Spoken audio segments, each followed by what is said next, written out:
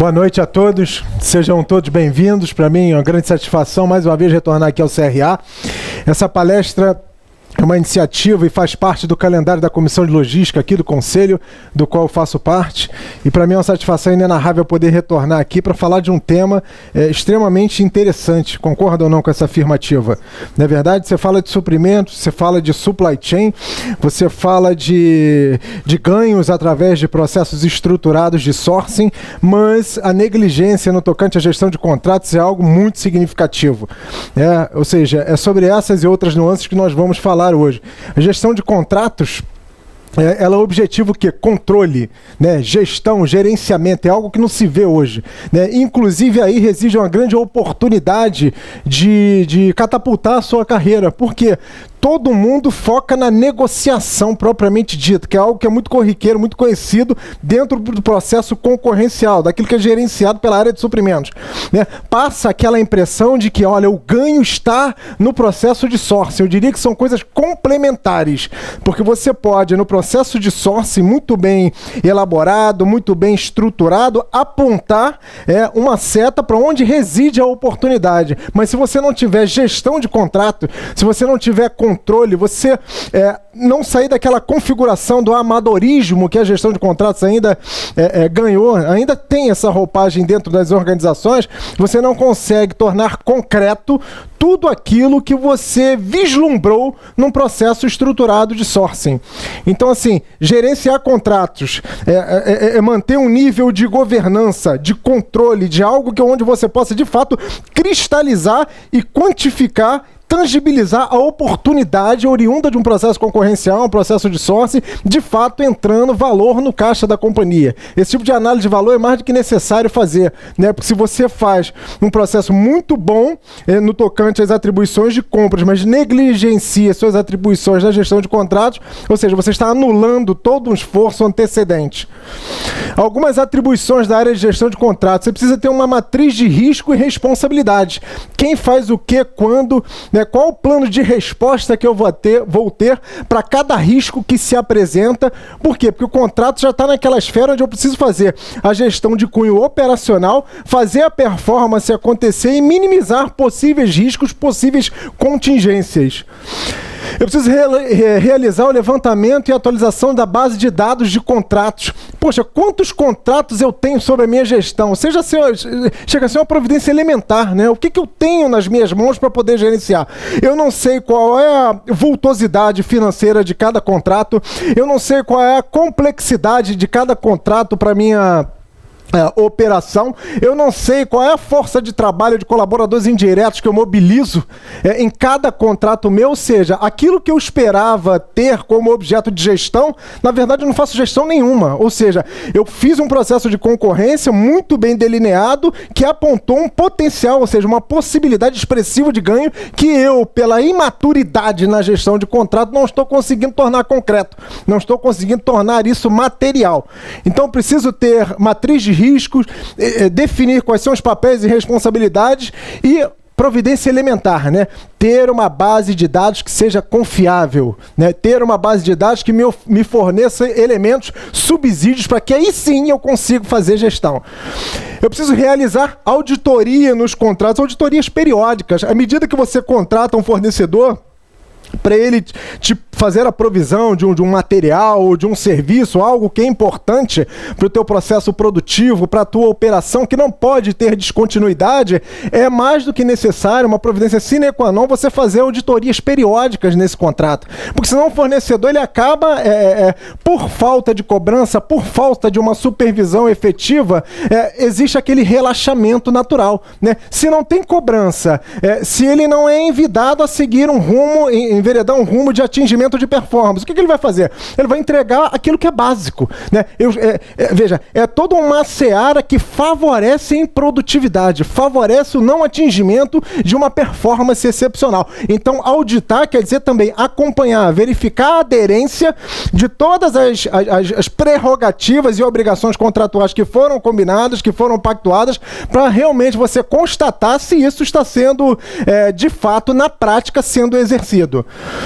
Precisa também, a área de gestão de contratos, né, começar a se desvencilhar dessa conotação de que é uma área estritamente burocrática. Eu estou ali somente para poder manusear papelório, né, somente fazer um input ou outro de alguma informação. Não, a sua responsabilidade transcende, né, essas atividades burocráticas de cunho administrativo. Você precisa entender o contrato, você precisa suportar, dar assistência ao gestor operacional, que de fato vai estar no front com o teu fornecedor, para ele poder realmente fazer a exigência necessária de tudo aquilo que foi combinado e traduzido através de um instrumento contratual nessa relação com o fornecedor. Se o gestor do contrato ele simplesmente for cobrar baseado no seu feeling, sem saber quais são os direitos, quais são as obrigações, o que de fato ele pode exigir do fornecedor, ele fica sem um norte. E hoje o principal norteador é o contrato. Então é uma providência básica que o gestor operacional do contrato ele tenha todo esse suporte do que versa no instrumento, o que realmente eu posso cobrar e quais são as minhas obrigações na qualidade de tomador de serviço. Eu preciso delimitar, né, de maneira clara o objeto do contrato. O que realmente esse contrato objetiva fornecer, né? Quais os materiais, quais os serviços, quais as quantidades, qual é a performance esperada, quais os prazos de entrega. Tudo isso tem que estar muito claro, muito objetivamente nítido, né, no instrumento contratual.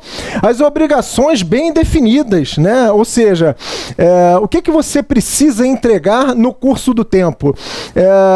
Quais são as obrigações de cunho trabalhista que você precisa recolher? Não basta entregar a performance, o desempenho, mas você precisa também suportar o tomador de serviço no sentido de fornecer as informações necessárias. Por quê? Porque você é um prestador de serviço, você deve satisfações documentais para não submeter, para não deixar com que o tomador de serviço ele fique numa condição de vulnerabilidade. Então você precisa sim ter as obrigações muito bem definidas e fazer uma gestão muito diligente para que não exista nenhuma contingência que não possa ser tratada.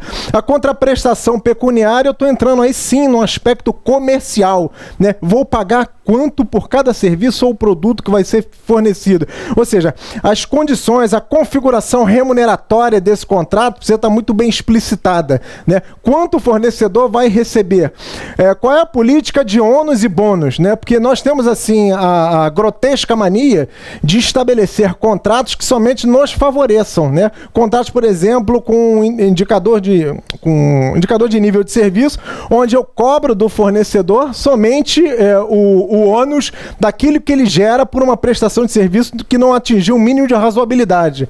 Agora, quando o fornecedor excede a performance, isso está previsto no contrato, eu preciso bonificá-lo também. Então, ou seja, isso precisa estar muito nítido no meu modelo mental, né, das obrigações nas tratativas que eu tenho com o meu fornecedor, de modo que eu respeite, que eu obedeça, que de fato eu faça cumprir, né, com legitimidade o que versa o instrumento contratual. Quais as condições de reajustamento desse contrato? Nós sabemos muito bem que vivemos num ambiente inflacionário e por mais que o governo,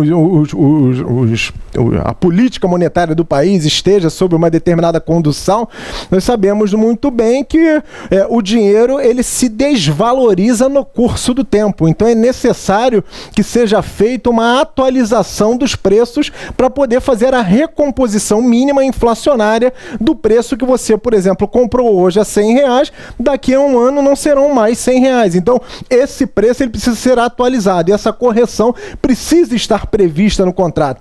Fornecedor que faz concessões descabidas e abre mão de cláusulas com esse direcionamento, toma cuidado, né? Pode ser que ele esteja usando de uma estratégia simplesmente para poder ser contratado, fazendo algo que ele não vai ter condições de cumprir no ciclo do contrato. Então, assim, a correção monetária veja, ou eu vou deixar um índice pactuado para que a cada ano, a cada aniversário do contrato possa acontecer o reajustamento, ou eu vou provocar uma livre negociação com o fornecedor fornecedor, né, principalmente em contratos com maior nível de criticidade e complexidade para minha operação e que sejam mais vultosos financeiramente falando. Enfim, eu posso criar diversas modalidades, mas eu não posso deixar de prever isso no instrumento contratual. Como é que esse contrato vai ser reajustado?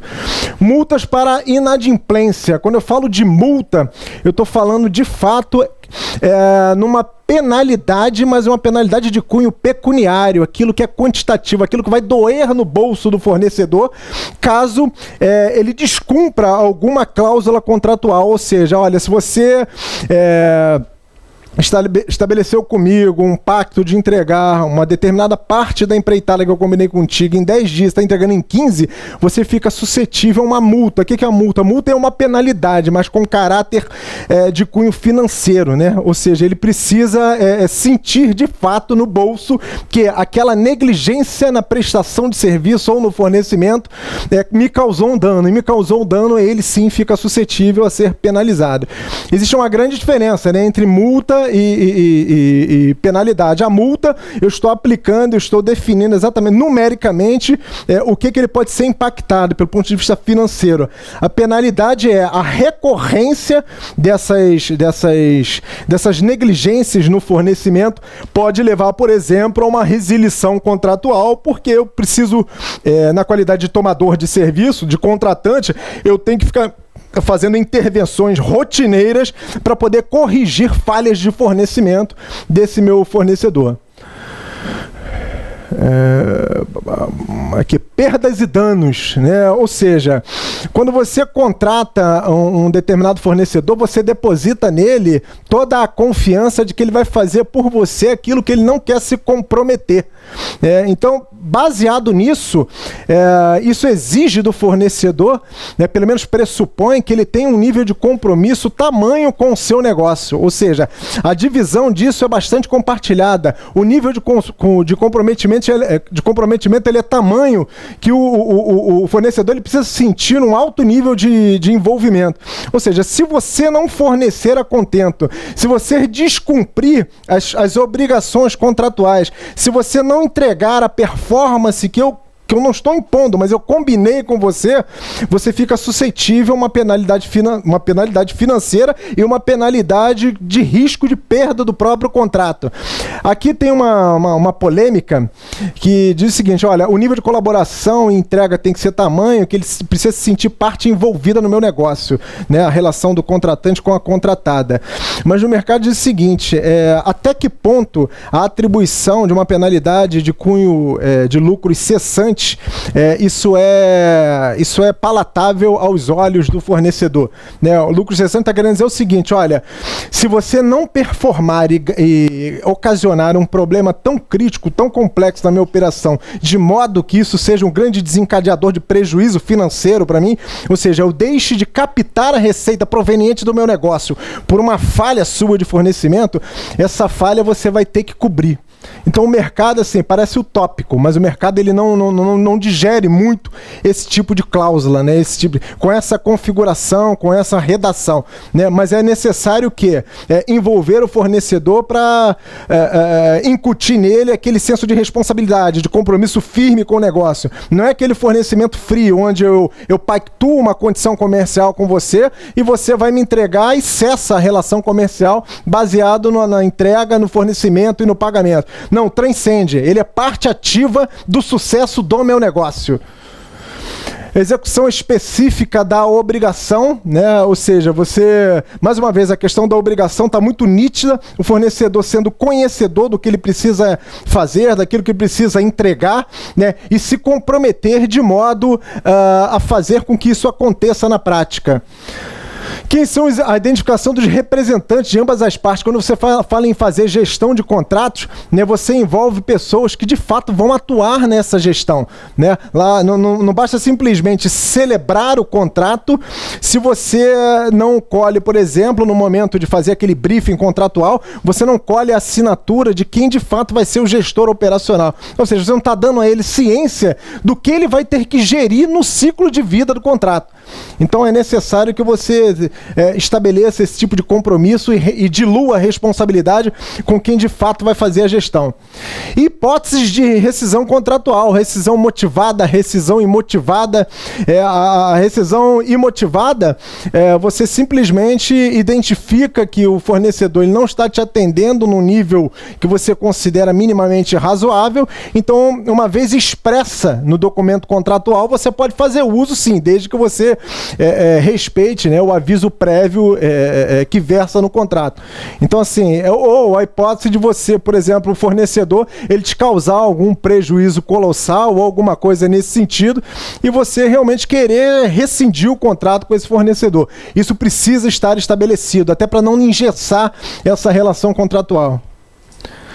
Testemunhas deixam o contrato exequível, né? Eu vejo em muitas organizações o seguinte: celebrou o contrato, os aprovadores vão lá e chancelam, o jurídico vai e chancela também, mas eu não pego testemunha nenhuma. Ou seja, o contrato ele fica com uma abertura a ser equacionada, né? E a testemunha é bom para poder dar a você a condição de executar esse contrato à medida que você precisar fazer uso desse dispositivo.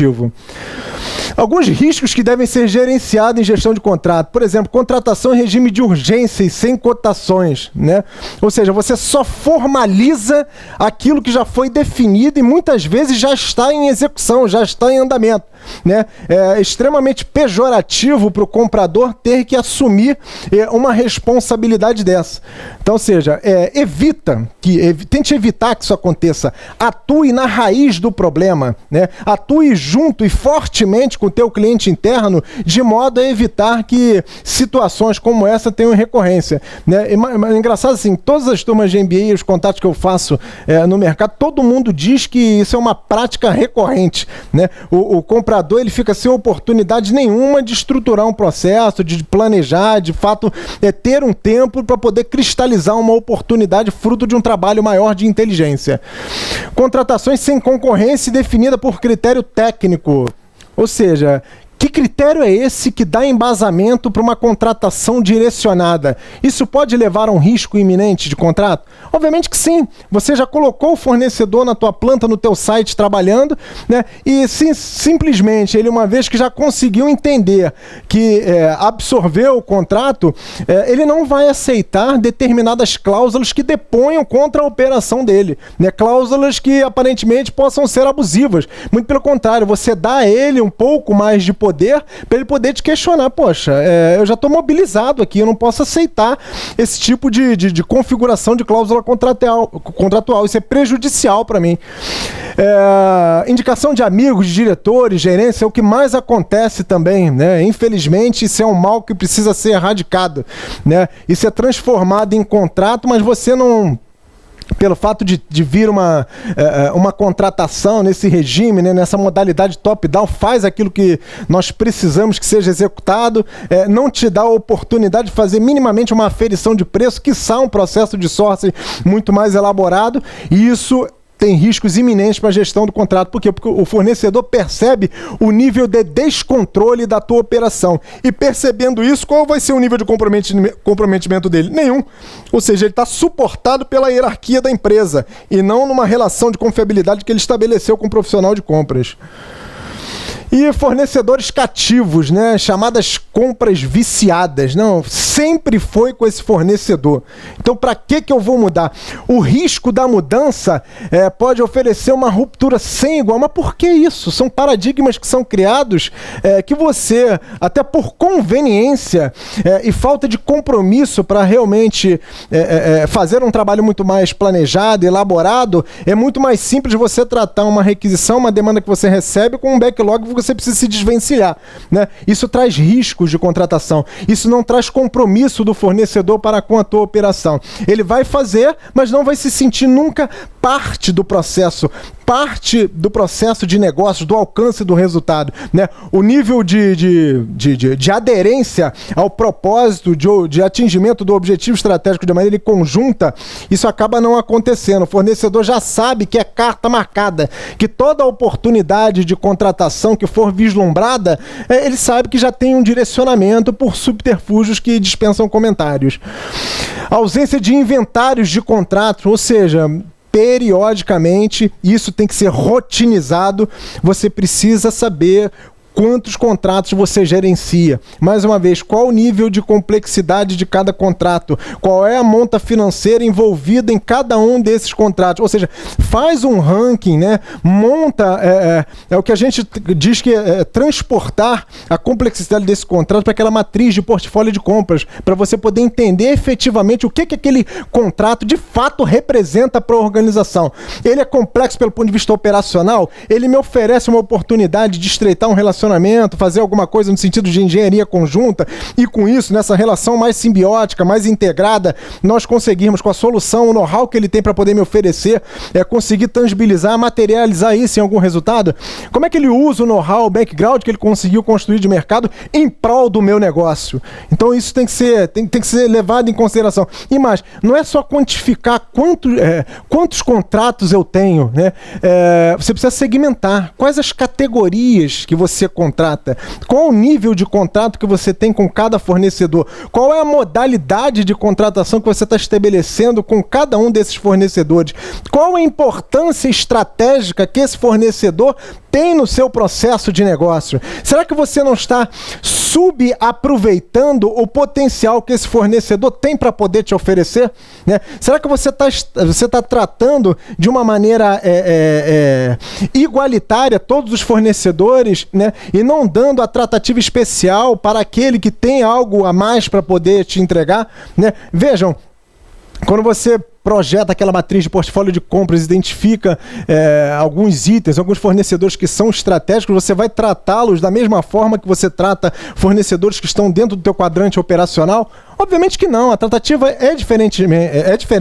Até a montagem, o estabelecimento de um programa de relacionamento, esse vai ser realmente o ponto de partida para você entender quem de fato vai ser parceiro, quem de fato você vai transformar em aliança comercial. Ou seja, quando a gente fala de aliança, é muito maior o nível de envolvimento com o teu negócio. A aprovação dos contratos, né? Esse é um risco que precisa ser mitigado e pela rotina intensa de trabalho que nós temos, né? Você não consegue dar atenção conclusiva a certas questões, ou seja, concluiu a negociação, celebrou o contrato, agora quem vai aprovar? Ok, quem vai aprovar é fulano, beltrano, ciclano, perfeito. Eles têm realmente procuração para poder assinar pela companhia? Isso às vezes não é visto. Isso está dentro da alçada de aprovação, né? Eu posso submeter a quantos gerentes, a quantos diretores. Eu preciso ter esse fluxo muito bem mapeado, porque senão eu pego um contrato de alta expressividade financeira e dou para um coordenador assinar. Ok, perfeito, consegui resolver o problema da celebração do contrato. Ok, mas ele não tem procuração para assinar um contrato daquela envergadura financeira. Então, assim, muito cuidado, tem que ter o fluxo de aprovação definido, você precisa saber qual é a cadeia de comando da organização, qual é o limitador financeiro que cada cargo, que cada posição dentro da companhia pode aprovar, para você não direcionar teu esforço a esmo. Acordo comercial também representa um contrato, não sei se vocês sabem disso.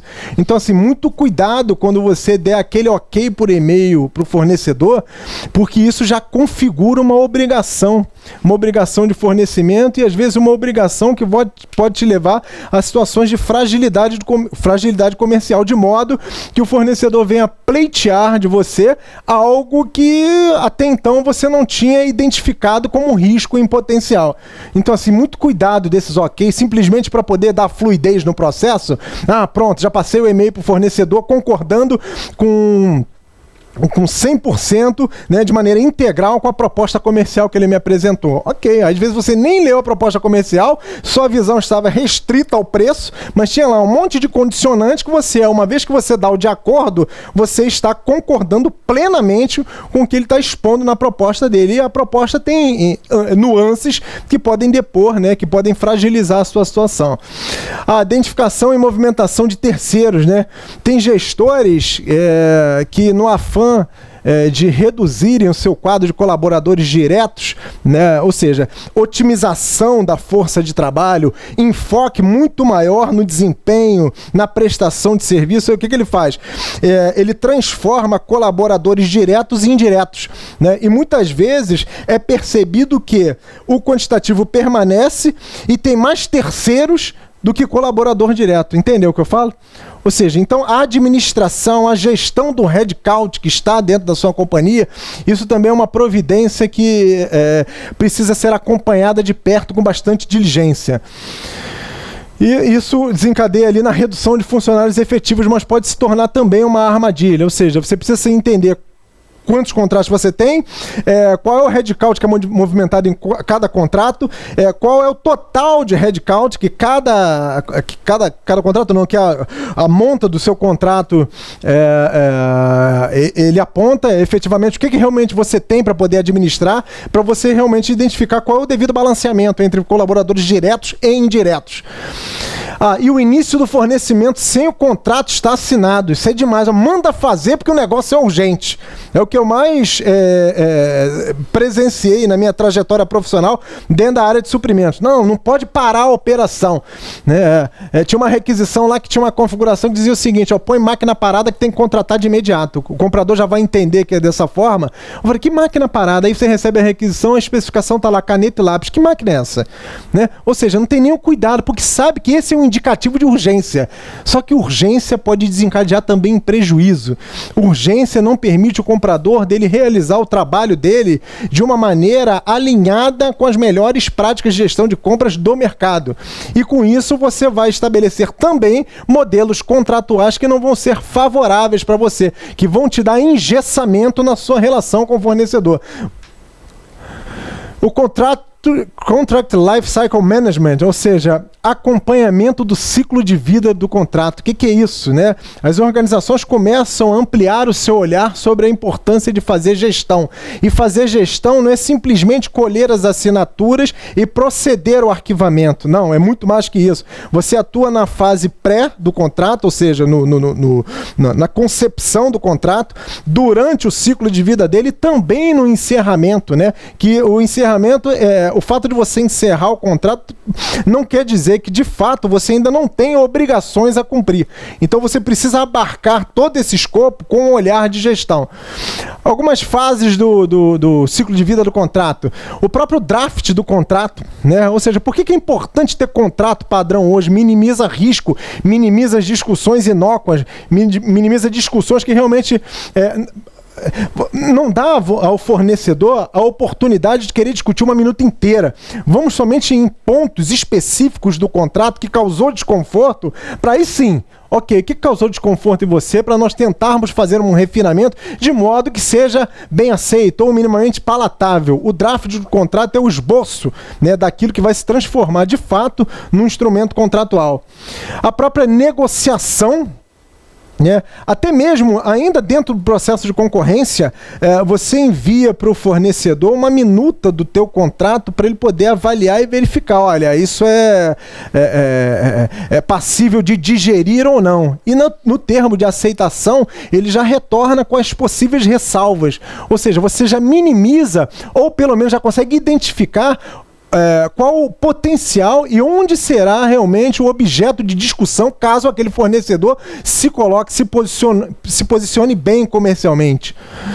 A própria celebração do contrato, né? Quando você fala de celebração do contrato, é de fato a minuta já ser de comum acordo entre contratada e contratante, você colher as assinaturas dos procuradores devidamente designados e com a chancela, né? Com a anuência da empresa para poder assinar pela companhia, colher a aprovação colher a validação dos próprios gestores operacionais, das próprias testemunhas, aí sim o contrato segue o fluxo normal para poder ser arquivado.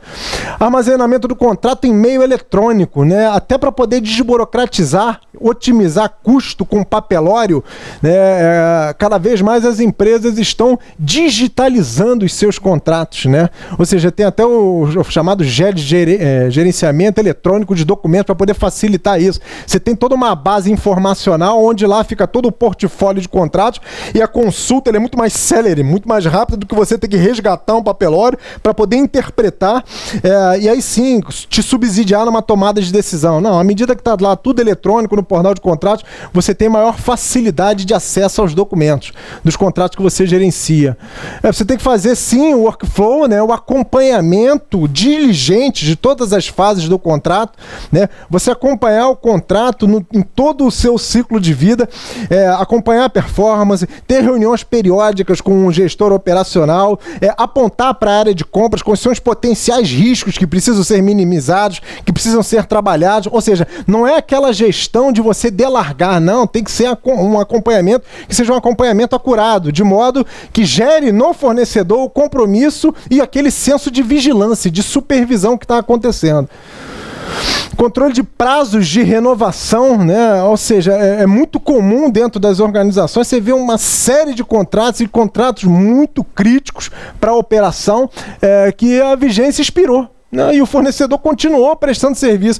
Olha o potencial, né, que você acaba incutindo nesses contratos, potencial de acidente, potencial de você estar trabalhando com uma força, uma força operacional forte numa determinada empreitada, mas que não esteja sendo suportada por um instrumento contratual. Por quê? Porque não houve controle, porque não houve gestão, porque não houve acompanhamento, né? O negócio estava jogado a esmo, ninguém minimamente colocou um olhar para saber o seguinte: poxa, esse contrato ele é tão complexo, tão crítico, quando a vigência, é mínimo isso, quando a vigência dele expira, qual é a providência antecipatória que eu preciso tomar para poder renovar, minimamente deixar aquele contrato ativo?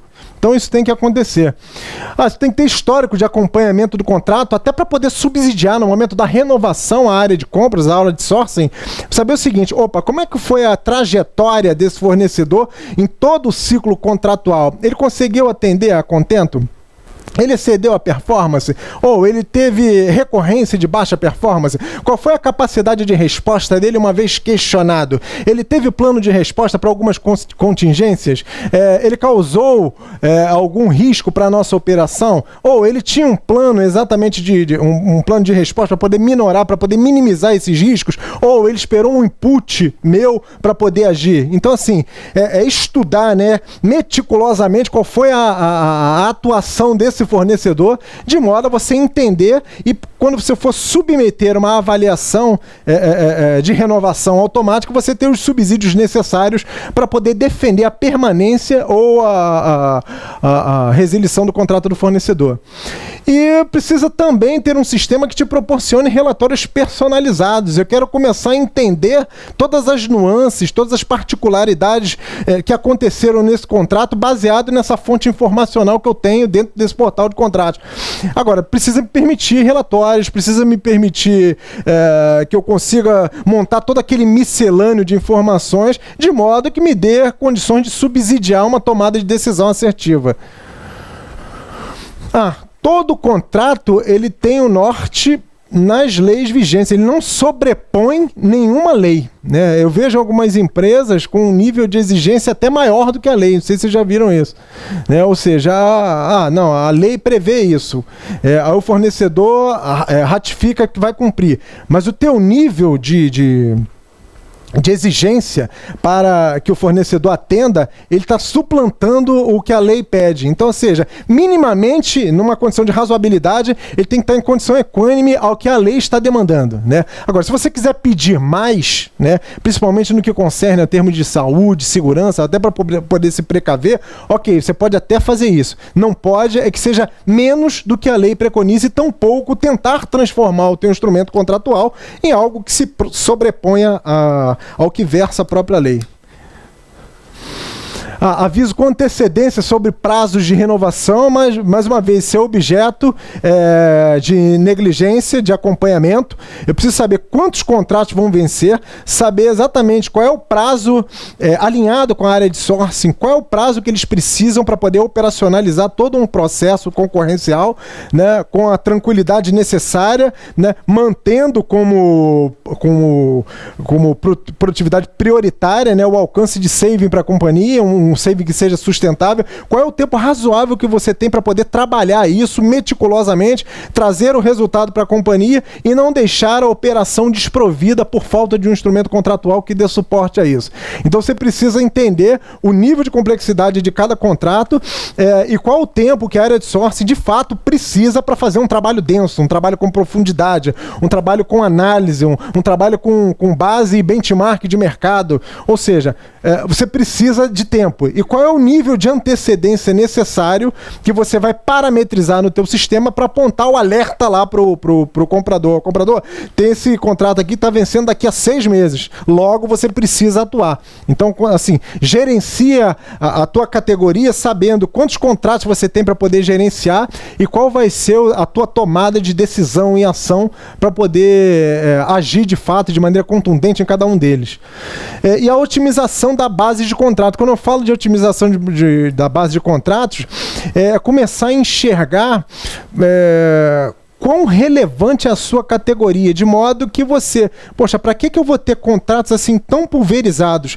Será que eu não consigo consolidar isso para poder otimizar a minha base de contratos, gerar uma maior volumetria financeira, de modo que eu vá para o mercado fornecedor com maior poder de negociação? Para que eu vou ter 300 contratos se eu posso otimizar, conseguir abranger todo o fornecimento em qualquer geografia, seja nacional ou internacional? Agora, para eu fazer isso, eu tenho que conhecer muito bem o mercado fornecedor.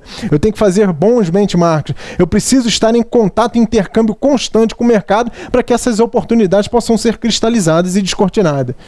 E controle de aditivos. É muito comum.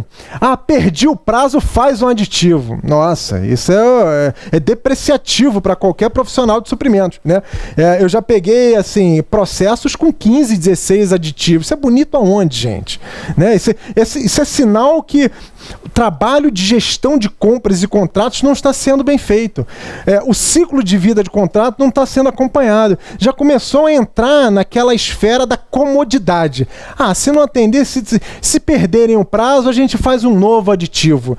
Né? Mas hoje, os diretores, os gerentes gerais estão cada vez mais atentos a esse tipo de prática. Né? Se você tem como atuação rotineira a negligência de acompanhamento dos contratos inerentes à sua carteira, à sua categoria, pode começar a colocar as barbas de molho, porque isso está sendo visto, isso está sendo acompanhado. Né? Aditivo não pode ser subterfúgio para poder suprir ineficiência. Muito pelo contrário. Ele vai ser feito em situações de contingência e devidamente justificado. Né? Porque tem aditivo que, inclusive, é celebrado para recompor margem perdida de fornecedor no processo de negociação. Né? O fornecedor vai e faz um pleito descabido, como ele já detectou que você tem dependência operacional dele, ele te põe contra a parede. Olha, se você não fizer, se você não acatar esse meu pleito, eu infelizmente vou ter que parar a tua operação. Aí você não tem alternativa de fornecimento, você fez um processo de sourcing pobre, você inclusive deu margem para ficar na mão do fornecedor e ele hoje explora isso comercialmente contra você, fazendo colocações abusivas e descabidas. Então, assim, precisamos nos posicionar de maneira profissional para evitar esse tipo de prática recorrente, abusiva e que deixa o profissional de compras sem margem de manobra. Pontos de atenção que a área de contratos deve sinalizar para a equipe de compras. Avaliação criteriosa da necessidade de inclusão de fórmula de reajuste, ou seja, estamos hoje num ambiente inflacionário. Por mais que o governo, né, através dos instrumentos de política monetária, desenvolvam aí alguns antídotos para poder debelar, né, a inflação, que a inflação é um câncer, é algo que é extremamente nocivo, principalmente de quem compra, quem contrata. Então você hoje estabelecer uma fórmula num ambiente inflacionário, um ambiente nebuloso, onde nós não sabemos exatamente quais são os desdobramentos econômicos que nós vamos ter, né, motivados até pela crise institucional e política que o país está vivendo, você estabelecer um índice hoje para repactuação, melhor, para reajustamento do teu contrato, é um tanto quanto temeroso, porque você não sabe se esse índice vai explodir de uma hora para outra. E explodindo, qual o impacto efetivo no teu orçamento que ele vai causar. Então, assim, algumas empresas estão evitando cláusulas de reajustamento automático em contratos de alta volumetria financeira. Ou seja, eu chamo o fornecedor para livre negociação. Vai fazer isso em todos os contratos? Obviamente que não. Mas eu preciso entender, primeiramente, ter a devida diligência de gestão para saber quais são os contratos que realmente eu preciso tratar, gerir com pulso. Porque qualquer espirro de ineficiência da minha parte pode desencadear em prejuízo e desarranjo do meu orçamento para poder suprir essas ineficiências. Evitar reajuste automático de preço, ninguém vai fazer isso hoje, obviamente, né? É o tipo da coisa que é eliminado na raiz, né? Até a própria área de finanças, né, contribuindo na elaboração da minuta contratual, porque a minuta contratual ela é feita a várias mãos, né? Ela, inclusive, é diligente e aponta para esse tipo de prática que você sabe que representa ali um potencial risco de termos um ônus, e ônus esse que é evitável. Implementar cláusula de produtividade tem que ser, na verdade, eu quero que o fornecedor faça aquilo que eu não quero e o que é know-how, né, dele, né? O que ele sabe fazer muito melhor do que eu, né? O que ele tem para poder oferecer é fruto do negócio que ele oferece ao mercado. Então ele tem obrigação, né, de entregar o melhor nível de performance. Agora eu preciso ser um gestor também muito eficiente, né, para poder perceber e exigir que ele cumpra minimamente aquilo que ele estabeleceu no processo de contratação comigo. Então exigir do fornecedor, olha, a chamada cláusula buyback, né, eu compro, mas quero retorno de performance. Não quero somente aquela efetiva e rasa prestação de serviço, aquele raso fornecimento. Não, eu quero que você entregue algo mais. Aquilo que eu vislumbro e que eu não tenho condição de fazer porque eu não tenho expertise para isso, mas você tem, até porque é o seu negócio. Então está na hora de tudo aquilo que foi previamente vendido no processo de qualificação, de desenvolvimento, no processo de concorrência, todo aquele discurso, toda aquela retórica muito bonita nas reuniões de briefing, né, para elucidação de dúvidas da RFP, desafiar o fornecedor a traduzir toda essa expertise que ele demonstrou ainda lá no processo de concorrência, realmente traduzir isso num instrumento contratual de modo a gerar um compromisso formal efetivo para que tenhamos condições de cobrá-lo em termos de produtividade do contrato. Avaliar a implementação de cláusula de renovação automática. Isso é grave também, pelo ponto de vista se você não tem efetiva gestão, né? Se você não acompanha o ciclo de vida do contrato, se você não tem um mínimo e razoável nível de controle, você pode ficar vulnerável a perder o nível, né? Quais as renovações que precisam ser feitas e quando. Então, se você implementa isso de maneira automática e quer, de fato, eliminar o relacionamento comercial com um determinado fornecedor que não vem entregando minimamente uma performance esperada, a renovação automática do contrato pode desencadear em consequências um tanto quanto nefastas se você quiser fazer a resilição em algum outro momento. Ou seja, você vai precisar, às vezes, dar um aviso prévio muito elevado para ele e sustentar na tua planta, no teu site, um fornecedor que, assim, não tem um mínimo de compromisso contigo. Então você continua pagando algumas mensalidades para algo que não tem produtividade, que não tem entrega de prestação de serviço nenhuma.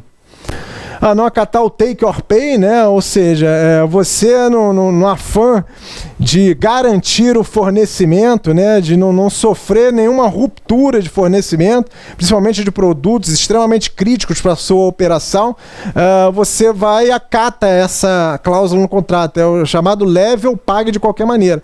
Para o fornecedor isso é ótimo, né? Que ele já faz uma projeção de receita que vai acontecer, mas para você não. Hoje o mercado, você avalia o teu ambiente de produção, hoje você tem uma recorrência de produção X. Amanhã muda tudo, teu cliente deixa de comprar, consequentemente os teus custos de produção precisam cair. Agora, se você já estabeleceu contratualmente esse compromisso de compra, com essa modalidade, com a cláusula, seguindo essa redação, essa configuração, você está trazendo para si um risco muito grande, né? Hoje, fazer previsão, fazer planejamento estratégico de compras e até mesmo empresarial é muito arriscado. Você não sabe o que vai acontecer daqui a 6 meses, não é verdade?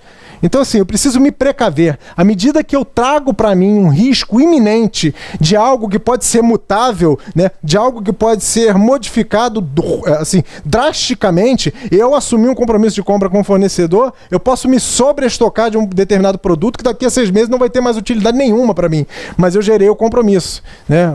Para o fornecedor eu dei a garantia de que a receita vai entrar no caixa dele. E para mim, o que eu faço com aqueles produtos? Né? Eu ponho no meu estoque ou mantenho no estoque do fornecedor um produto que eu já vou pagar e não sei nem quando eu vou fazer uso. Evitar o uso de cláusula de saída com multa rescisória. Isso aqui é um pouco delicado, mas se você quiser de fato erradicar todo e qualquer risco com determinados fornecedores, é importante que se faça isso, né? Se o fornecedor aceitar, se não tiver nada descalibrado em termos de relacionamento comercial ou dependência de um ou de outro, o fornecedor ele tende a acatar. Mas por que eu digo a você que é um tanto complicado negociar isso? Porque às vezes você negocia com o fornecedor um contrato que vai envolver mão de obra intensiva e compra e mobilização de equipamentos. Quando fala de mobilização de equipamentos, pressupõe que o fornecedor fez o investimento e diluiu aquele investimento no curso do tempo. Então, simplesmente, você não pode, amanhã ou depois, falar assim, daqui a 30 dias o contrato está desfeito. Né? O que eu faço com o investimento que eu fiz para poder te atender? Então, assim, normalmente os fornecedores vão bater nessa tecla de não aceitação plena e imediata, né, e sem refutar, sem questionar esse tipo de cláusula, né? Você precisa, pelo menos, ter um período mínimo para que o fornecedor possa suportar o impacto de uma resilição contratual. A área de contratos precisa, pelo prisma contratual, suportar a área de suprimentos. Eu vejo uma certa miopia da área de compras, né, nessas minhas andanças no mercado, com foco estritamente voltado para preço e atingimento de saving. Né? Eu vou manter o relacionamento com o fornecedor de baixíssima performance, extremamente problemático, descompromissado. Eu não vou nem falar de compromisso genuíno com o alcance do objetivo estratégico, não. Isso aí esquece, né? Agora, minimamente, aquilo que assim, estaria no escopo razoável de atendimento, ele não faz, mas ele tem o melhor preço. Pô, eu vou continuar com o melhor preço, sabendo que esse preço vai me trazer um prejuízo sem igual em mais uma renovação contratual? Ou seja, a área de contratos precisa subsidiar a área de compras, dizendo o seguinte, olha, não pode, né? Por mais que você tenha uma ideia cartesiana, quantitativa, de que pode gerar um grande saving, na prática esse saving não acontece, porque esse fornecedor ele tem esse problema. E mais, ele não apresenta capacidade de resposta e reação para resolver os problemas que ele mesmo causa. Então o que acontece? É um pseudo-save, isso que eu estou querendo dizer. Ou seja, é uma projeção que nunca vai se concretizar na prática, porque o fornecedor não tem compromisso com isso. Por mais que você dê inputs, por mais que você faça reuniões de relacionamento, por mais que você aponte as negligências, por mais que você cobre um plano de ação e resposta para reparar as falhas de fornecimento, você não vê nenhuma ação resolutiva para de fato e definitivamente equacionar a situação. O fornecedor continua naquela linha de negligência, naquela linha de fornecimento assim, com alto nível de insatisfação. Aí a área de compras insiste em manter esse fornecedor porque ele tem o melhor preço. Claro que ele tem o melhor preço. Ele não te dá o melhor fornecimento, né? É muito simples isso. Identificar e sinalizar onde existe o maior risco de impacto inflacionário. A gente precisa conhecer quais são os direcionadores de custo, né? O que vai impactar no preço das matérias-primas, quais os direcionadores, quais os componentes de custo que são suscetíveis a uma mudança qualquer no ambiente, seja interno, seja aqui no mercado doméstico ou no mercado internacional, de alguma forma pode impactar esse componente de custo e ter um surto inflacionário que não seja minimamente absorvido pela minha dotação orçamentária. Então é algo que eu preciso sinalizar para a área de suprimentos. Todas as minutas devem constar do sistema integrado, ou seja, hoje até para dar maior celeridade, maior fluidez, né? Já é feita uma parametrização entre a área de compras, a área de suprimentos e contratos, no sentido de deixar uma minuta já digitalizada e previamente chancelada, desde que você não adultere nenhuma cláusula contratual daquilo que é definido como padrão da companhia. Não, se a cláusula é essa e o fornecedor aceitar na sua totalidade, ok, não precisa nem passar pelo jurídico. Né? Ou seja, você já imprime ali, já sai com a chancela automática e você celebra o contrato, segue todas as providências do fluxo contratual para realmente você poder celebrar o contrato. Agora, você mudou uma vírgula, que o português tem disso também, né? Você muda uma vírgula, então a frase, a redação, ela muda todo o contexto, e mudando o contexto pode ser um elemento desencadeador de prejuízo para a organização. Então, assim, mudou, tem que submeter a uma nova avaliação do jurídico para que ele possa dar uma nova anuência. Contrato padrão sem nenhuma alteração com chancela sistêmica automática, foi o que eu acabei de falar. E auxiliar no processo de gestão de fornecedores. O SRM, nesse aspecto, ganha relevância. Vai ter reunião estabelecida de relacionamento com todos os fornecedores? Não. Mas até para poder criar o senso de responsabilidade e compromisso, os fornecedores identificados na matriz de risco e responsabilidade como os mais críticos, os mais densos, os mais complexos, que pode, inclusive, desencadear num prejuízo operacional forte para mim. Esse eu preciso ter um estreitamento de relacionamento muito forte com ele. Então, assim, a área de contratos precisa auxiliar nesse processo. E reuniões, assim, rotineiras de alinhamento em brainstorming, né? Ou seja, você se juntar com entidades da área de compras e contratos para poder discutir melhores práticas, isso é extremamente salutar. Sai do teu universo, sai do teu âmbito exclusivo de atuação e escuta o que o mercado tem para poder te oferecer, o que o mercado está, de fato, praticando, que eu ainda não abri os meus olhos. Eu poderia pegar uma solução dessa e implementar e resolver um problema que, aparentemente, dentro da minha empresa se apresenta como magnânimo.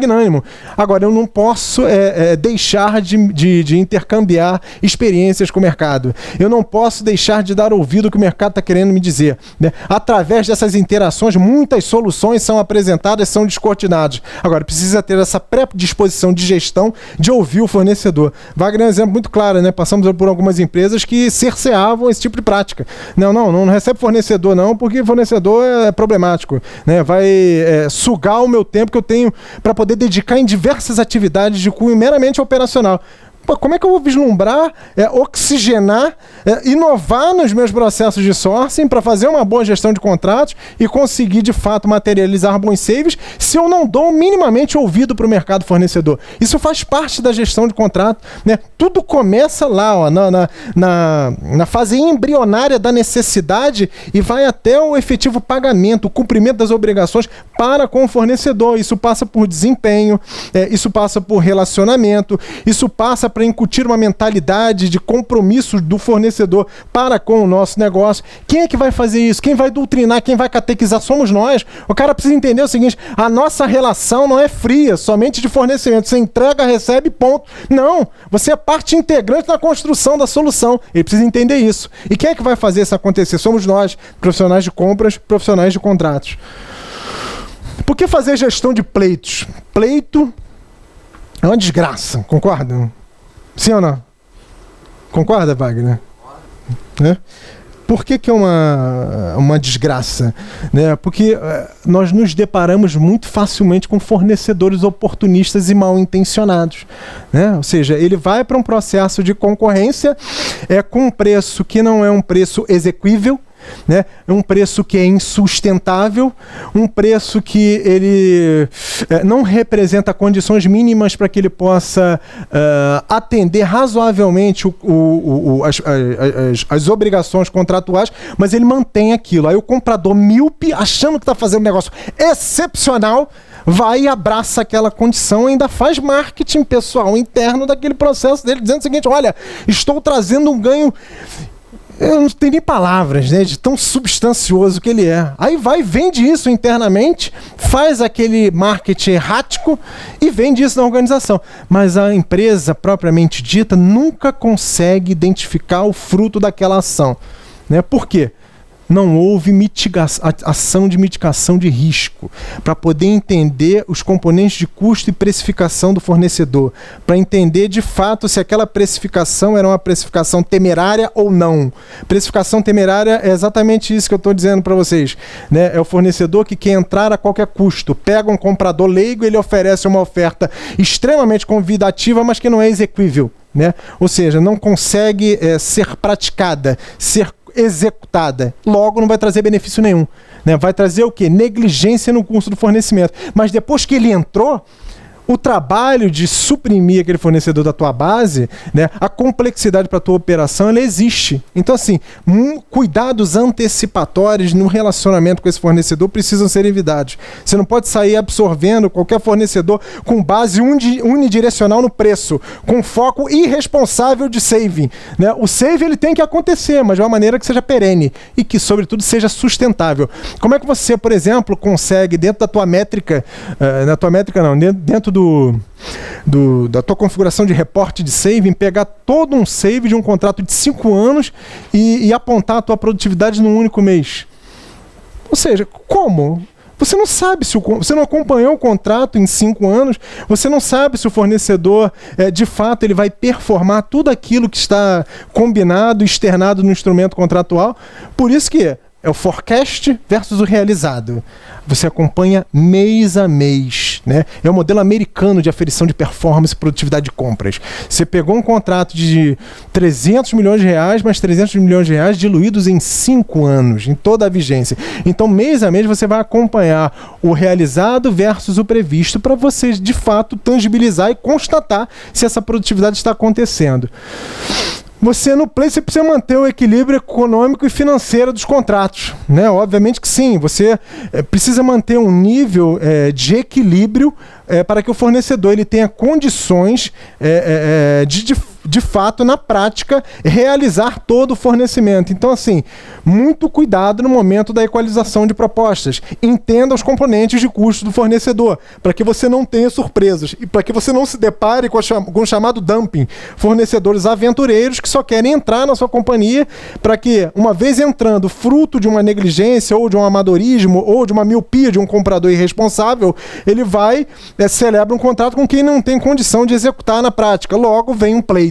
E o pleito vem logo a reboque, né? 2, 3 meses o fornecedor abre a boca e diz: ó, não tenho condição de fornecer, para eu continuar a tua operação dentro dos padrões mínimos de exigência que você está me apresentando, eu preciso repactuar em 30%. Eu falei, nossa, 30% a mais? Senão para a operação. Você quer? Ou seja, você fica sem margem de contorno, sem condição de manobra. Mais uma vez, não exagerar na pressão por concessão de desconto. Assim, negociação ela precisa ter base técnica, né? Você precisa saber onde você quer chegar e como você vai desenvolver a estratégia sem vulnerabilizar a estrutura de custos do fornecedor. Não dá para demandar ofertas que sejam descabidas, né? Ficar aqui, é 50 reais, eu quero 40. Com base em que você está pedindo que é 40? De repente aquele preço já é justo, já é razoável, já é palatável e é o máximo que o cara pode fazer, né? Esse negócio de negociar por preço sem embasamento, sem avaliar de fato o que o fornecedor está tendo de custo, identificação da margem dele, ou seja, analisar de uma maneira bem acurada o cost breakdown dele, né? A planilha de decomposição de custos e formação de preço de venda, para saber se aquilo é palatável, se aquilo é exequível e se realmente o fornecedor vai ter na prática a condição de cumprir aquilo que ele está se comprometendo conosco.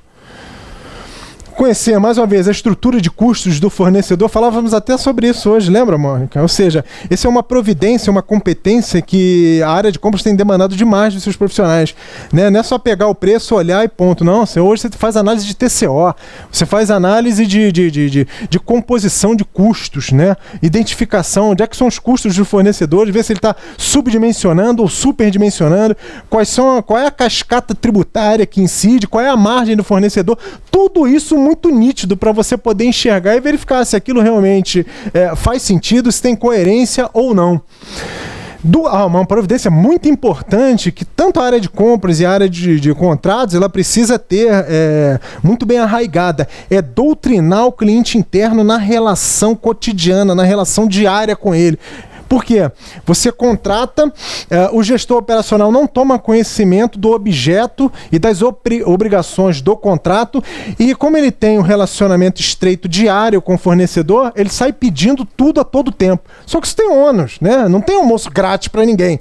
Você vai cobrar isso. Isso pode provocar distorções orçamentárias. Por quê? Por falta de conhecimento do que versa o contrato. O fornecedor está aqui, tudo que é para fazer, então pronto, manda ele fazer. Só que não.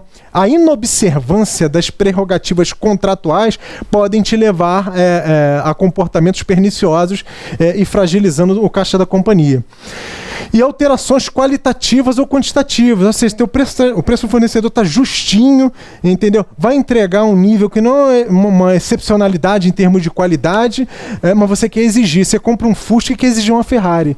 Né? Ou seja, essa distorção, essa assimetria no que concerne a qualidade, isso tem um valor, isso tem um preço, isso tem um ônus.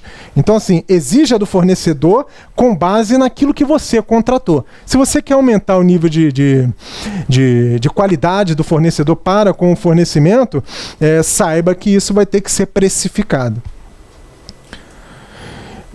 E o acompanhamento da empreitada pelo gestor, né? O gestor tem que acompanhar, não pode deixar o fornecedor solto.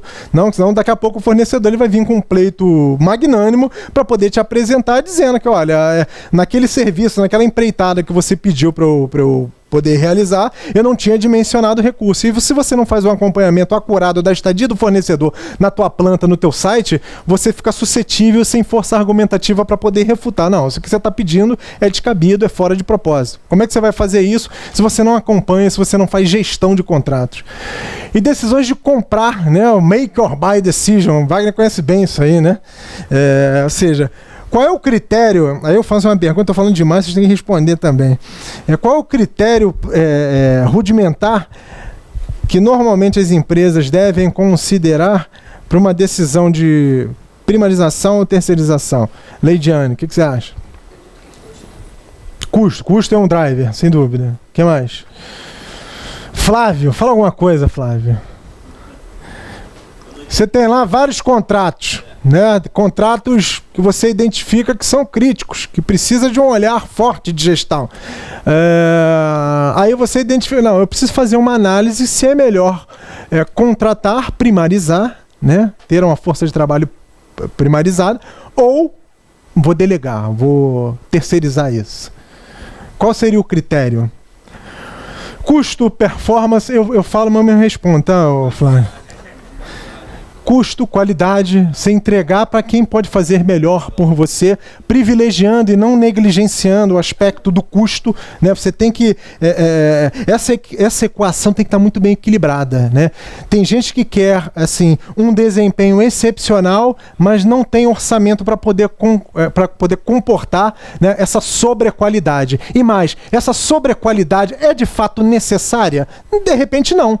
Não. Então essa análise, você precisa realmente chegar nessa, te levar a essa constatação. É melhor realmente eu absorver essa operação, porque mesmo não tendo tanto background, tanta expertise, eu posso fazer e assim, eu não vou ter grandes problemas, grandes desdobramentos.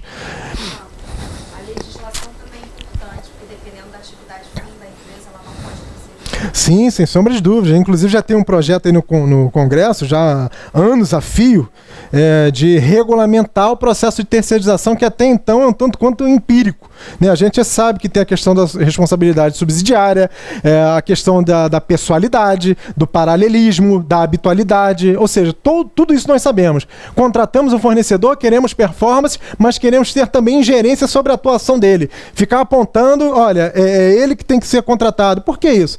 E vejam, olha a conotação. Você pensa em performance, você pensa em desempenho excepcional. Você delegar para alguém que sabe que você faz melhor, que faz melhor do que você.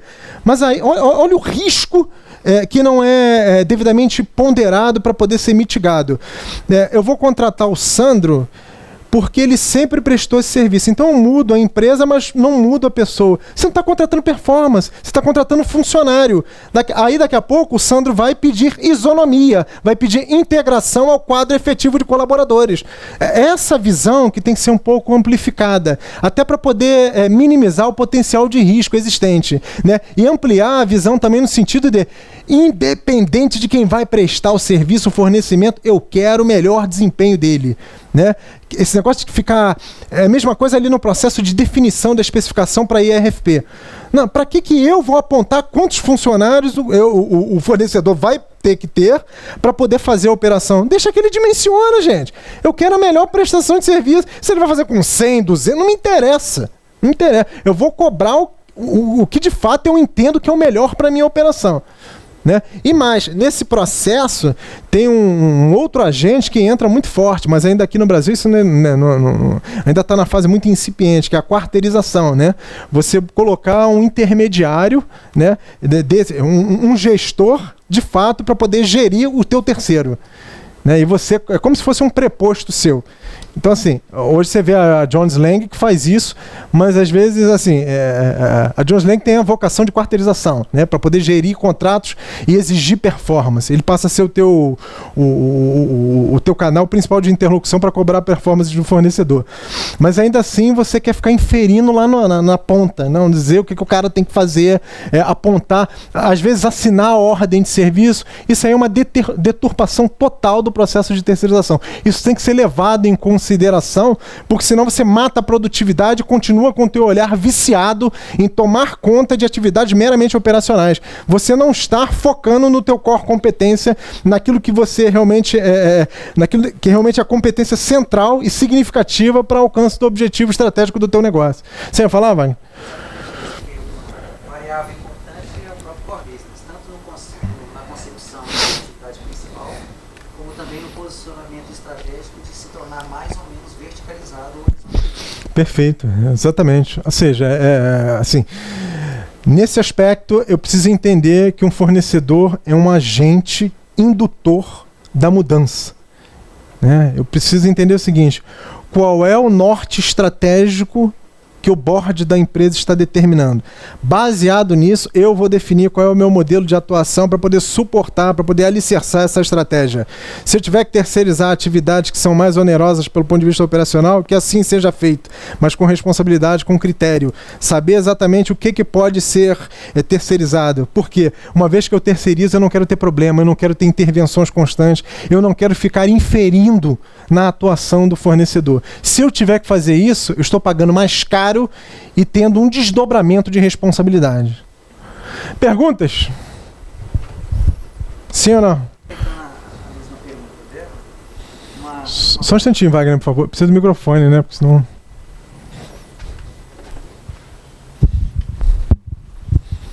Passa aí, por favor. Obrigado. Só aproveitando a pergunta dela, e fica construtivo, né? Porque a gente vai trocando figurinhas, né? O que eu venho percebendo é que o seguro é o mal necessário, né? Então, a própria sensação de incerteza faz com que a gente adote cada vez mais seguro. Não só no mundo corporativo, como também no pessoal. E isso tem ficado cada vez mais caro, né? Seguro para tudo, até pouco tempo atrás, seguro tinha um determinado valor. E hoje o seguro está cada vez mais onerando o preço final dos produtos ou do serviço.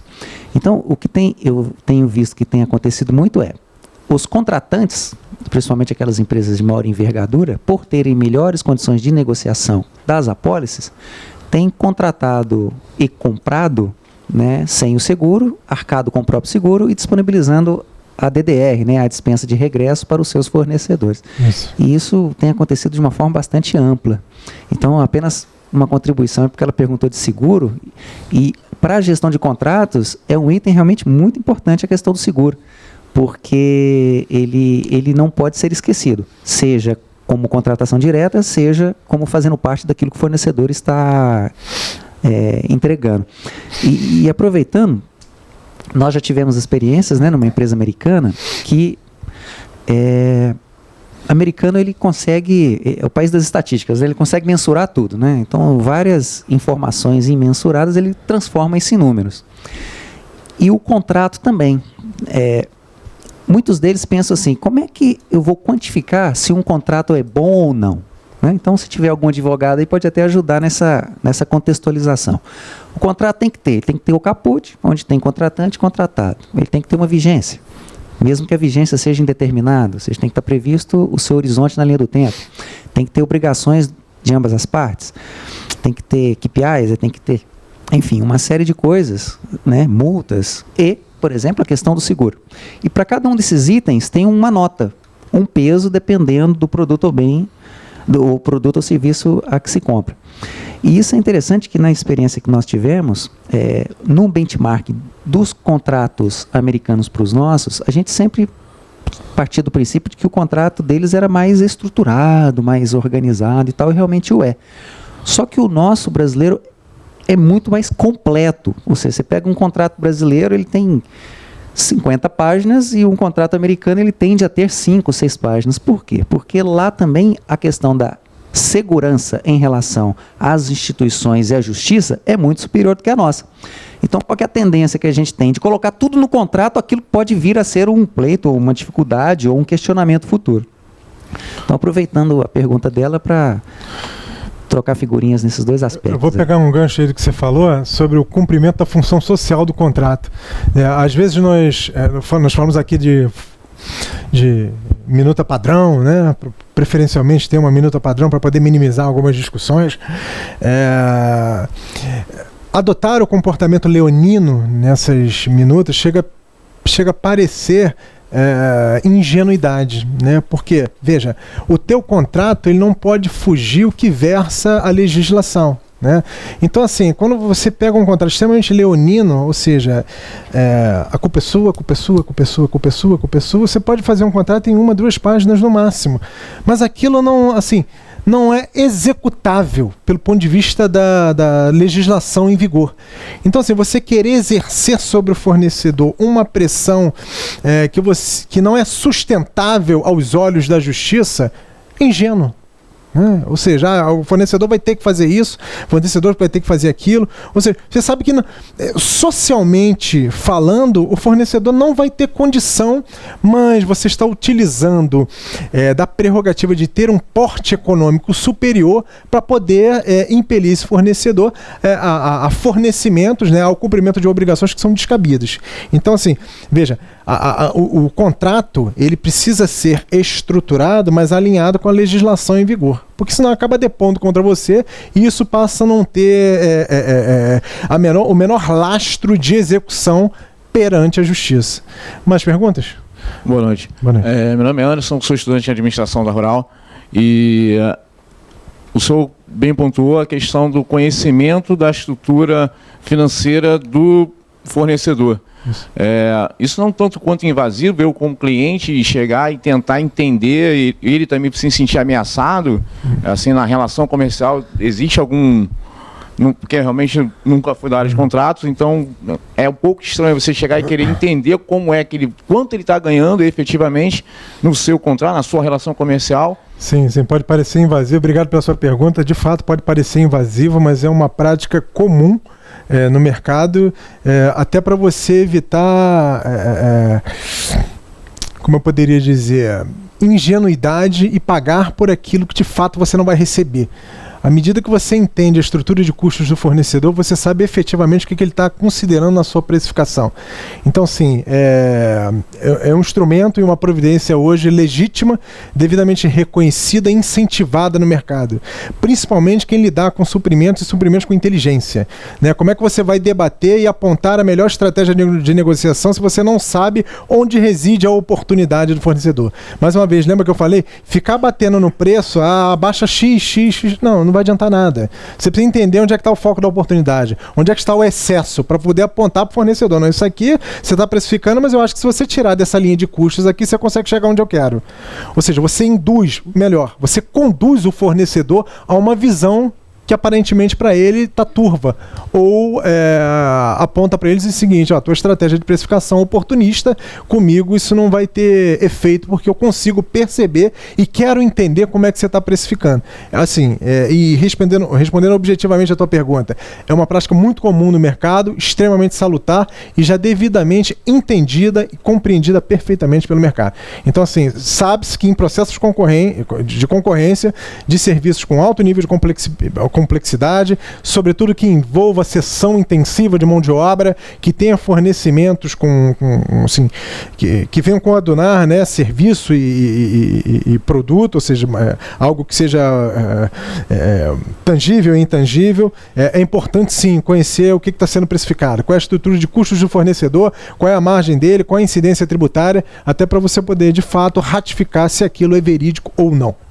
Essa negociação não fica só restrita a grandes corporações, porque tenho experiência só em empresas familiares e realmente o capitalista fica preso ao preço. Infelizmente, essa análise meio obtusa, ela é presa simplesmente, não, quero pagar isso.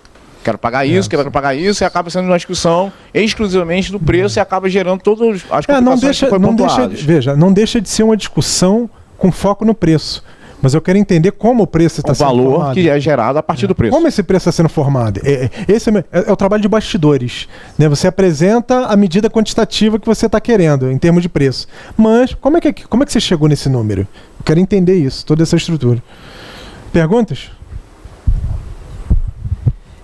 Eu queria saber se é utilizável no mercado uma espécie de revisão contratual. Por exemplo, estamos em período de crise.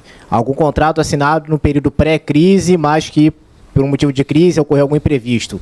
É utilizável a revisão contratual? É recomendável? Como é que funciona? Assim, todo contrato, desde que exista boa vontade, ele é passível de uma revisão. Mas não é saudável que qualquer surto de crise eu vá revisitar as condições do contrato, né? Porque senão, para que eu vou ter contrato? Basta eu combino, se aquilo começar, dependendo da conjuntura de mercado, eu começar a me sentir prejudicado, eu vou lá, vamos revisar isso aqui? Não, o contrato é para ser cumprido. Só que, quando você percebe que está sendo muito impactado e você tem as argumentações comprobatórias para poder fazer um pleito e comprovar que você está sofrendo desequilíbrio no teu contrato, aí tudo bem, cabe a apresentação do pleito. Fora isso, simplesmente por uma estremecida na conjuntura de mercado, você já apresentar um pedido de revisão contratual, isso não é muito cabível. Só um minutinho, Mônica. Você ia falar mais alguma coisa? Respondi a sua pergunta? Independente de crise ou não, o contrato ele pode ser repactuado por uma série de fatores.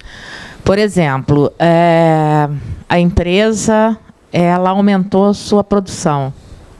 E ela tinha um contrato de fornecimento de material, de insumo para essa produção. Esse contrato vai ter que ser alterado para aumentar o fornecimento. Por exemplo, um contrato de prestação de serviço de mão de obra.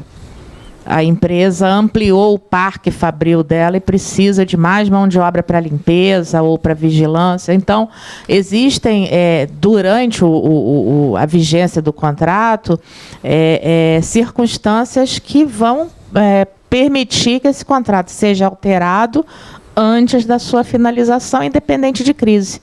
Não, perfeito. O comentário dele, eu respondi baseado nesse viés de crise, né? Gerou qualquer surto de ruptura ou algo que venha estremecer ou combalir as minhas finanças ou o potencial de retorno financeiro daquele contrato, eu vou te apresentar um pleito, ou eu demando alguma revisão. Não, isso não é palatável. Agora, no governo é lei. Não, Existe sim, uma assim, lei para contratos com o governo que ele tem que ser diminuído, por exemplo, às vezes em até 25%. Não, ok. Aí, contratos Agora, o com que o você está governo. falando né? é uma repactuação. Por exemplo, eu vou ampliar a minha capacidade, ou seja, ampliar a capacidade, de repente eu vou precisar de alguns incrementos de insumo ou prestações de serviço que até então não estavam previstos. Aí cabe uma repactuação. Quando a gente fala de repactuar, a gente está falando de combinar novamente. Aí é válido. Agora, em condições normais, você começar a se sentir prejudicado, né? Quando eu falo condições normais, é o seguinte: mantendo a linearidade do fornecimento daquilo que foi combinado lá, antes do contrato ser celebrado. Aí você, eu peço uma revisão porque, olha, aquela minha margem de 3% eu já não estou conseguindo alcançar. Eu falei, algum erro da tua precificação.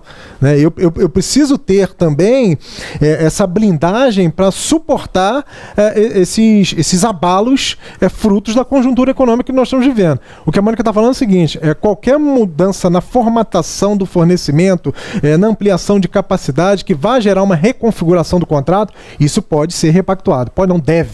Né? Tanto o fornecedor e até mesmo o contratante, ele vai suscitar uma reunião para poder revisar, para poder revisitar as bases desse contrato. Você ia falar, Carol? Passa lá, por favor. Não, tempo que está sendo transmitido. Uma coisa importante também, né, que ele estava falando da renegociação do contrato, né?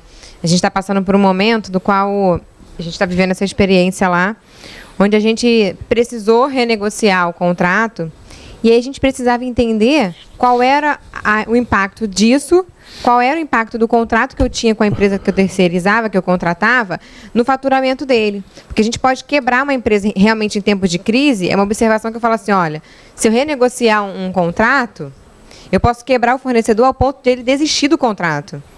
Assim, em empresas privadas, né? A gente, lá naquele campo de análise, quando você falava no início, né? O que eu preciso ter de informações sobre o meu contrato? O prazo de vencimento, o custo que ele tem, a complexidade, o montante que ele faz referência à minha empresa e também o quanto que eu faço de impacto na empresa dele.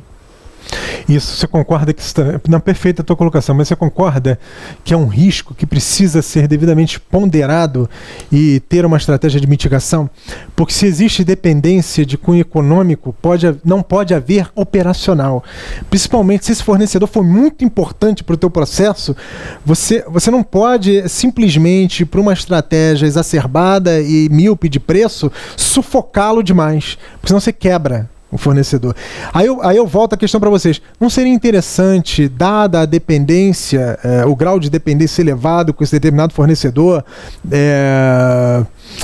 talvez a capacidade limitada dele caminhar com as próprias pernas, isso me causar um problema dentro do meu negócio, não seria um critério que eu teria que avaliar para, de repente, primarizar essa atividade? Porque, assim, às vezes eu tenho muitos fornecedores minúsculos que sobrevivem a reboque da minha atuação empresarial. Só que é o seguinte, eu estou olhando, mas eu sei que ele não tem toda essa capacidade de gestão que nós falamos aqui. Ele vai ser doutrinado por mim mesmo. Só que, e aí? Se de repente amanhã ou depois, no afã do nível de amadorismo dele, ele começar a ter surtos significativos e rotineiros de fornecimento comigo, isso não vai fragilizar. Eu tenho que pensar sempre na perspectiva. É o que eu falo em aula, qualquer apresentação que eu faço. A perspectiva tem sempre que ser no impacto que vai ter lá no negócio da companhia. Né? Se o fornecedor é muito bom, ok, até porque ele vai querer ficar doutrinado e fazer tudo direitinho. Mas ainda assim, talvez não seja suficiente em termos de risco. Às vezes é melhor você pagar um pouco mais caro, mas um fornecedor que tenha maior robustez financeira, né, que tenha condições de te dar um lastro maior, né, uma segurança maior do fornecimento. Ou, se quer manter com esse fornecedor para poder oportunizar maiores savings, assim, cuida muito de perto. Ou, quiçá, traz essa atividade para dentro da tua companhia. Às vezes é melhor para poder, assim, primeiro não ficar na mão de um fornecedor que você viu que ele se especializou demais e você entregou uma fatia importantíssima do teu negócio, né, que vai ter um impacto fundamental no teu cliente final, para esse fornecedor que ainda está num certo nível de amadorismo fazer, porque o teu viés, o teu direcionamento é só para preço. Você não está dando enfoque na complexidade do fornecimento e, sobretudo, na dependência operacional que você, sem querer, acabou tendo dele. E você não está levando, e pior de tudo, tudo, Carol, pegando esse seu comentário, é não constatar que ficou dependente operacional. Continuar com viés, com foco só no preço. Poxa, aquilo que eu poderia comprar naquele fornecedor que é um pouco maior, 200, eu compro com ele a 100. Ok. Mas se ele deixar de fornecer, você deixa de também angariar uma receita de 3 milhões. Entende o desdobramento? Ou seja, ganhou um saving de 100, mas acabou perdendo ou seja, alimentou o potencial de um risco de fornecimento que vai desencadear numa perda de receita de um cliente extremamente interessante que você não pode abdicar da tua carteira.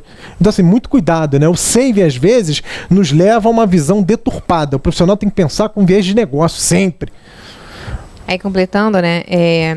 Pela legislação também, se o fornecedor, né? E é uma atenção para as pessoas que trabalham na área mesmo, né? Se o fornecedor declarar no momento que você pedir uma renegociação de contrato ou pedir até a rescisão mesmo, né, ele declarar dependência financeira a você não consegue rescindir tão fácil esse contrato. Não, e outra coisa, não pode nem chegar nesse nível, concorda? Eu preciso identificar que ele é dependente de mim. Né? Ou seja, já põe o limitador, ó, eu aceito dependência até 30%, que é a prática do mercado, até 20%. Mais do que isso, eu tenho que entender o seguinte, mais do que isso, apesar dele me oferecer um potencial de saving muito bom, ele vem com um risco na mesma envergadura. Então, assim, pode até aparecer, poxa, eu não vou fechar com um fornecedor excelente por causa desse limitador. Não, esse limitador é componente da tua análise, do chamado TCO, do custo total de propriedade. Isso tem que ser considerado, porque no ciclo de vida do contrato pode te trazer problemas assim, irreparáveis. Hã? Não, é excelente. Eu diria mais, Alessandra, é um fornecedor que te oferece um nível de temeridade para a tua operação muito forte.